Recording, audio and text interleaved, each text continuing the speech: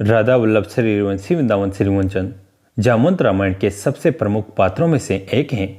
हालांकि उनकी गिनती सब चिरंजीवियों में नहीं की जाती, किंतु वे भी एक चिरंजीवी ही थे जिन्होंने द्वापर युग में निर्वाण लिया। उनकी आयु अन्य सातों चिरंजीवियों से भी अधिक मानी जाती है। उनके जन्म के विषय में भी अलग अलग कथाएं प्रचलित हैं। एक कथा के अनुसार एक बार जब ब्रह्मा जी तप में लीन थे, उन्हें जमाई आ गई और उससे ही प्रथम ऋच का जन्म हुआ। उनकी जमाई से जन्म लेने के कारण उनका नाम जामवंत पड़ा। विष्णु पुराण के अनुसार जब ब्रह्मा जी से मधु और केटभ नामक दैत्यों ने जन्म लिया, तो उस समय ब्रह्मा जी के पसीने से जामवंत का जन्म हुआ। ऐसा भी वर्णित है कि जब श्रीहरि का युद्ध मधु और केटभ से हो रहा था, तो जामवंत प्रसन्नतापूर्वक ताली बजा रहे थे। अंत में जब श्रीहरि ने दोनों राक्षसों का वध किया, तो जामवंत अत्यंत प्रसन्न हुए।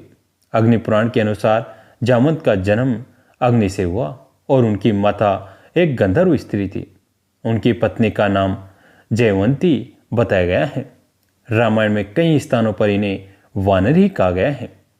जामवंत की आयु बहुत लंबी थी। ऐसा माना जाता है कि श्री राम अवतार के समय जामवंत की आयु 6 मनवंतर से भी अधिक थी। उन्होंने मत्स्य अवतार को छोड़कर कुरम अवतार के से लेकर श्री कृष्ण अवतार तक सभी के दर्शन किए, अर्थात श्री के 7 अवतारों के समय वे उपस्थित थे। उन्होंने प्रथम देवासुर संग्राम में भी भाग लिया था। उन्हें अत्यंत विद्वान, बुद्धिमान, वेद पाठी और सदा अध्ययन करने वाला बताया गया है। उन्हें सभी वेद पुराण शास्त्र कंठस्थ थे। श्री राम की सेना में वे सबसे वयोवृद्ध और बुद्धिमान थे और इसी कारण श्री राम भी उनका बड़ा सम्मान करते थे और उनसे सलाह लिया करते थे। उनका आकार बहुत विशाल बताया गया है। आकार में वे कुंभकर्ण से तनिक ही छोटे थे। जब लक्ष्मण को शक्ति लगी, तो उन्होंने यही हनुमान को 4 दुर्लभ बूटियों के बारे में बताया था, जिनमें से एक संजीवनी थी। जब सुग्रीव ने वानर सेना को माता सीता की खोज में चारों दिशाओं में भेजा, तो अंगद के नेतृत्व में जामवंत, हनुमान इत्यादि दक्षिण दिशा में गए। सुग्रीव ने विशेष रूप से जामवंत को अंगद के साथ भेजा ताकि वे अपने अनुभव से दल का सुरक्षित नेतृत्व कर सके। जब सागर तट पर पहुंचकर सभी उस विशाल समुद्र को देखकर हताश हो जाते हैं, तो जामवंत ही हनुमान को उनकी शक्तियों का भान करवाते हैं। जिसके बाद हनुमान समुद्र को लांघते हैं। लंका कांड में जामवंत के विषय में अधिक वर्णन दिया गया है। उन्होंने बड़ी चतुराई से सेना का संचालन किया और एक मार्गदर्शन की भूमिका निभाई। रामचरितमानस के अनुसार उन्होंने युद्ध में येकूप नामक राक्षस का वध किया। उन्होंने रावण से भी युद्ध किया और उस पर पाद प्रहार किया, जिससे रावण मूर्छित हो गया। मेघनाद से भी उनके युद्ध का वर्णन है। जब मेघनाद की फेंकी शक्ति को उन्होंने हवा में ही पकड़कर उस पर ही छोड़ दिया, उसी युद्ध में जामवंत के प्रहारों से मेघनाद भी मूर्छित हो गया था। भागवत पुराण और विष्णु पुराण में जामवंत की शक्ति के विषय में बताया गया है। उनकी शक्ति 1 करोड़ सिंहों के शक्ति के बराबर कही गई है। रामचरितमानस के अनुसार जब वानर दल समुद्र पार करने में परामर्श कर रहा था, तब सभी अपनी अपनी क्षमता द्वारा उस समुद्र को पार करने की बात कर रहे थे। उस समय सबने जामवंत से यह प्रार्थना की कि सबने बड़े होने के कारण वही उस समुद्र को पार करने का कोई उपाय बताइए। तब जामवंत ने सबको अपने बारे में बताया। जामवंत ने कहा कि इस समय मैं अत्यंत बूढ़ा हो गया हूँ, फिर भी मैं एक बार में 90 योजन तक जा सकता हूँ। जब मैं युवा था, तो मैंने समुद्र मंथन देखा था। उस समय मुझ में इतना बल था कि देवों और दैत्यों के थक जाने पर मैंने अकेले ही पूरे मंदराचल पर्वत को घुमा दिया था। उसे देखकर स्वयं मेरे पिता ब्रह्मा ने मेरी प्रशंसा की थी। जब शरीर ने वामन अवतार लिया और दैत्यराज बलि के पास आए, तब मैं वहीं था। जब उन्होंने बलि द्वारा दी गई 3 पग भूमि को नापने के लिए अपना विराट स्वरूप लिया, तब उस समय मैंने केवल 7 क्षणों में भगवान वामन सहित पृथ्वी की 7 परिक्रमा कर डाली।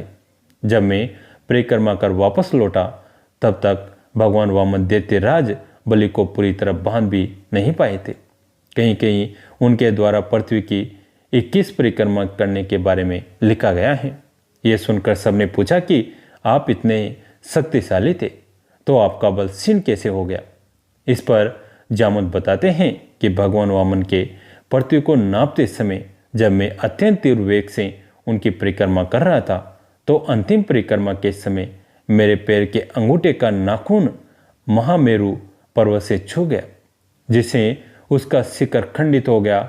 इससे मेरु ने अपना अपमान माना और मुझे मेरे बल के क्षीण हो जाने का श्राप दे दिया। जब लंका युद्ध समाप्त हुआ तो श्री राम सबके बल की प्रशंसा कर रहे थे। उस समय जामवंत बड़े निराश होकर श्री राम के पास आए और उनसे कहा, प्रभु, मैंने तो सोचा था कि युगों बाद मुझे इस युद्ध में आनंद आएगा, किंतु पूरा युद्ध समाप्त हो गया और मेरे शरीर से पसीने की एक बूंद भी नहीं गिरी। लगता है मुझे वास्तविक युद्ध के लिए अभी और प्रतीक्षा करनी होगी। उन्हें ऐसा कहते देख श्री राम समझ गए कि जामवंत के मन में अहंकार आ गया है। तब उन्होंने जामवंत से कहा कि प्रतीक्षा करो, द्वापर में मैं स्वयं तुम्हारी युद्धाभिलाषा पूर्ण करूंगा। जब द्वापर में श्री कृष्ण ने अवतार लिया तो सत्यजित ने उन पर समयांतक मणि के चोरी का आरोप लगा दिया। वास्तव में वो मणि सत्यजित का ही भाई ले गया था, जिसे एक शेर ने मार दिया। फिर जामवंत ने उस सिंह को मारकर वो मणि अपनी बेटी को दे दी। जब श्री कृष्ण उस मणि को ढूंढने निकले तो वे जामवंत की गुफा में पहुंचे। वहां जब उन्होंने मणि देखी तो उसे लेना चाहा। इस पर श्री कृष्ण और जामवंत में घोर युद्ध हुआ। भागवत पुराण के अनुसार वो युद्ध 28 दिनों तक लगातार चलता रहा। वहीं विष्णु पुराण के अनुसार ये युद्ध 21 दिनों तक चलता रहा। अंत में जामवंत पसीने से लथपथ हो गए थे और थक गए थे। जब वे परास्त होने लगे तब उन्होंने श्री राम का स्मरण किया। ऐसा करते श्री कृष्ण ने ही उन्हें श्री राम के रूप में दर्शन दिए। जामवंत समझ गए कि अपने देव वचन के कारण स्वयं श्री राम श्री कृष्ण के रूप में अवतरित हुए हैं। उनका अभिमान भंग हो गया और उन्होंने श्री कृष्ण के स्वरूप को पहचान कर उनसे क्षमा याचना की। बाद में उन्होंने अपनी पुत्री जामवंती का विवाह श्री कृष्ण से कर दिया और स्वयं निर्वाण ले लिया। ऐसा माना जाता है कि जामवंत ने ही जामथून नगर बसाया था, जो आज मध्य प्रदेश के रतलाम जिले में है। यहाँ पर एक गुफा है जिसे जामवंत गुफा के नाम से जाना जाता है।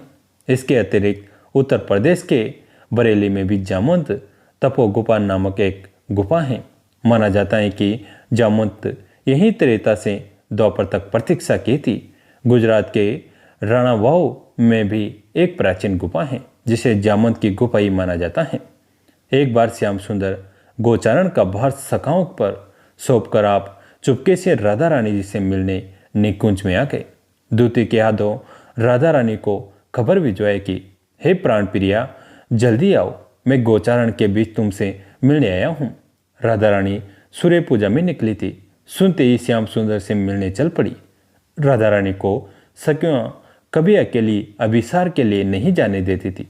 प्रेम विवला प्यारी को खुद का होश नहीं रहता, ना जाने क्या कर बैठे। इस बार स्वयं ललिता जी राधा रानी के साथ थी। निकुंज में जैसे ही श्री राधा रानी यौम ललिता जी पहुंची, श्याम सुंदर बाएं फैलाए दौड़कर मिलने आए। जैसे ही राधा रानी को आलिंगन करने को हुए, ललिता जी की नज़र श्याम सुंदर के हाथों और उनके वस्त्रों पर पड़ी। रस से सने वस्त्र गोदोहन की रस्सी से किंचित रुके हुए हाथों को ललिता जी ने देखा। तुरंत ललिता जी ने राधा रानी की बाँह पकड़कर उन्हें वापस पीछे खींच लिया। राधा रानी और श्याम सुंदर दोनों ने नेत्रों में प्रसन्न किए कातर भाव से ललिता जी की ओर देखा। क्या हुआ ललिता? ललिता जी बोली, हे श्याम, तुम करेंद्र यानी हाथी की तरह राजरानी राधा रानी से मिलने कैसे आप पहुंचे? वस्त्र देखो, रस से सने हैं। माता यशोदा तुम्हें नित्य कितने जतन से स्नान करवाकर साफ स्वच्छ कपड़े पहनाकर गोचारण को भेजती हैं, परंतु तुम्हारी तो पशु बुद्धि है। करेंद्र की भांति धूली स्नान में तुम्हें प्रिय है। हाथी कितना भी पानी में नहाए, बाहर आकर खुद पर धूल छिड़क लेता है। तुम्हें इतना भी नहीं पता तो सुकोमल पुष्प से भौरे की तरह मिला जाता है। दूर रहो, मैं अपनी सुकुमारी नवनलिनी यानी नव खिले कमल जैसी सखी को तुम जैसे करिंदर के हाथों कभी नहीं सौंपूंगी। राधा रानी ललिता जी की बात सुनकर चुप रही। उनका एक गुण है, वो सखी प्रियता है, अर्थात सर्वदा सखियों के प्रेम के वश में रहते। श्याम सुंदर ललिता जी की बात सुनकर एक बार तो हतप्रभ रह गए। मन में बोले, ललिते बस इसलिए मैं तुमसे इतना डरता हूँ। तुम्हारे प्रेम की ताप पाना भी मेरे और राधा के लिए कठिन है। परम धैर्यशाली श्याम सुंदर एक पल में खुद को संभाल कर बोले, ललिते तुमने समझने में भूल की। मैं तो बिल्कुल साफ सुथरे वस्त्रों में श्री जी सेवा में आ रहा था। बिल्कुल किसी वस्तु का मन से मैंने स्पर्श नहीं किया। परंतु जब मैं आ रहा था न, तब ब्रजराज ने कातर होकर मुझसे विनती की कि कृपया हमें महारानी राधा रानी की सेवा में ले चलो। बस इसलिए ब्रजराज को वस्त्रों में केसों में लिए आ गया। श्याम सुंदर की ऐसी चतुरतापूर्ण बात से राधा रानी जी को हंसी आ गई। वो खिलखिलाकर हंस पड़ी।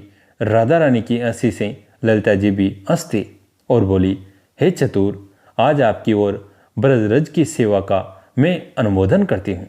मेरी अनुमति हुई आज से तुम्हारा आश्रय लेकर ब्रजराज सूखे फूल पत्ते यदि निकुंज में आ जाए तो उन्हें कोई सके नहीं निकालेगी। श्याम सुंदर राधा रानी दोनों परम प्रसन्न हुए। जय जय श्री राधे। कैसी लगी आज की कथा? अगर अच्छी लगी तो इसे अपने दोस्तों के साथ, फैमिली के साथ शेयर करें। कहानी अंत तक सुनने के लिए आप सभी का तहे दिल से धन्यवाद।